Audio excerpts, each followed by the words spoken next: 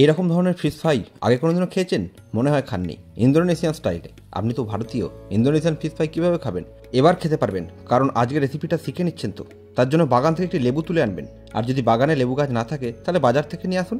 আর তারপর একটি তেলাপিয়া মাছ নিয়ে ভালো করে তার আঁশ ছাড়িয়ে ফেলবেন এবং পাগনা ঠাকনা সব বাদ দিয়ে দেবেন। এগুলি সব হয়ে যাওয়ার পর একটা ছোট অপারেশন করতে হবে। মাছের পেটে ছুরি চালিয়ে পেট থেকে সমস্ত কিছু বার করতে হবে। তারপর যত রাগ আছে সব রাগ দিয়ে ছুরি চালিয়ে দেবেন মাছের গায়ে। দেখবেন মাছের গাটা কেটে ফালা ফালা হয়ে গেছে। তারপর একটু যেখান থেকে নুন জোগাড় করবেন, করে ভালো করে মাখিয়ে দেবেন। আর তারপর ওই যে লেবুটা তুলে এনেছিলেন সেই লেবুর রস ভালো করে মাখিয়ে দেবেন।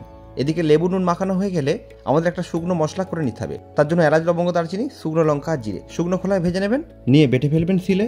তারপর একটি পাত্র নিয়ে তার মধ্যে টক দই, আদা রসুনের বাটা, ধনে গুঁড়ো, জিরে গুঁড়ো, গোলমরিচ গুঁড়ো, হলুদ গুঁড়ো, লঙ্কা গুঁড়ো আর ওই যে এলাচ, লবঙ্গ, দারচিনি সহযোগে মশলাটা করে রেখেছিলেন তার গুঁড়ো। তারপর আর কি, কাজ মোটামুটি শেষ। এবার সব কিছু হাতে করে মাখিয়ে নেবেন। তারপর এই মশলাটা তৈরি হয়ে গেলে এতে একটু সর্ষের তেল, কাঁচা সর্ষের তেল দেবেন, অন্য তেলে করবেন না যেন, টেস্ট পাবেন না কিচ্ছু। তাহলে ওই সর্ষের তেল দিয়ে ভালো করে মিশিয়ে নেবেন। আর তারপর মাছের গায়ে ভালো করে মলম লাগিয়ে দেবেন। ভালো করে মাছের গায়ে লাগিয়ে দেওয়ার পরে মাছের পেটটা চিরে তার মধ্যেও ঢুকিয়ে দেবেন মাল মশলা।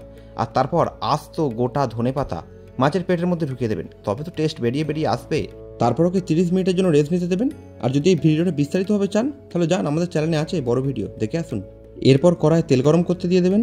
তারপরটা আপনারা সবই জানেন। আরে সাবস্ক্রাইব করার কথা বলছি, আপনি মাছ ভাজার কথা ভাবলেন। আবার এদিকে মাছ খাওয়ার আনন্দের জন্য গ্যাসের ফ্লেম বাড়িয়ে দেবেন না, গ্যাসের ফ্লেমটা কম রাখবেন, তাতে মাছটা ভালোভাবে সেদ্ধ হবে।